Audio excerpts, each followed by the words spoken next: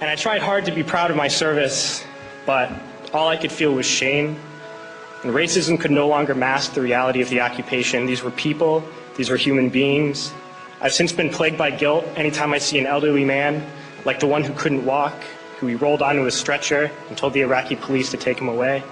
I feel guilt anytime I see a mother with her children, like the one who cried hysterically and screamed that we are worse than Saddam as we forced her from her home. I feel guilt anytime I see a young girl, like the one I grabbed by the arm and dragged into the street.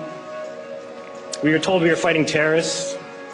The real terrorist was me, and the real terrorism is this occupation.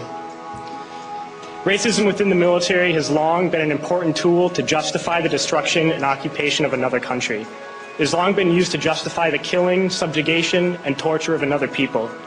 Racism is a vital weapon employed by this government. It is a more important weapon than a rifle, a tank, a bomber, or a battleship.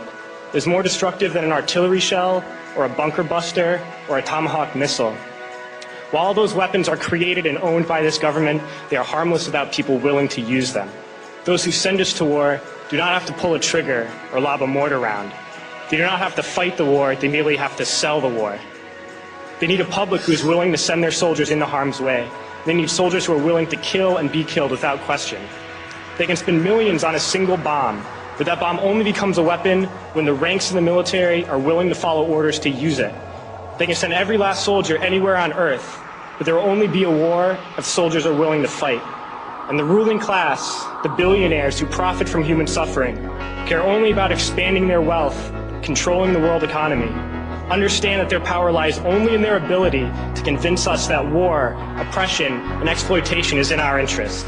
They understand that their wealth is dependent on their ability to convince the working class to die to control the market of another country. And convincing us to kill and die is based on their ability to make us think that we are somehow superior.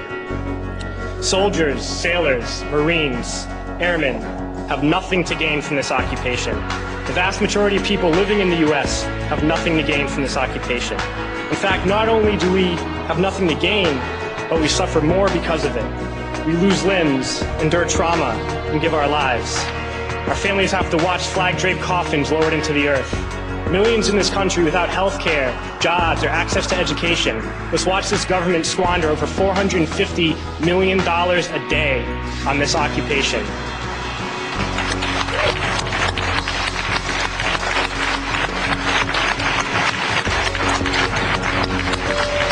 Poor and working people in this country are sent to kill poor and working people in another country to make the rich richer. And without racism, soldiers would realize that they have more in common with the Iraqi people than they do with the billionaires who send us to war.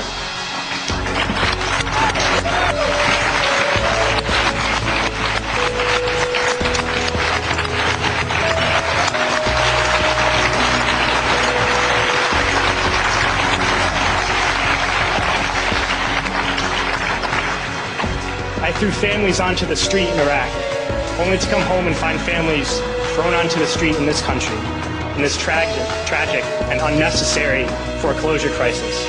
We need to wake up and realize that our real enemies are not in some distant land, but not people whose names we don't know and cultures we don't understand. The enemy is people we know very well and people we can identify.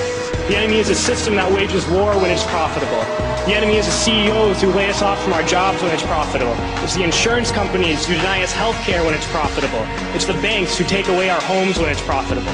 Our enemy is not 5,000 miles away. They are right here at home. If we organize and fight with our sisters and brothers, we can stop this war, we can stop this government, and we can create a better world.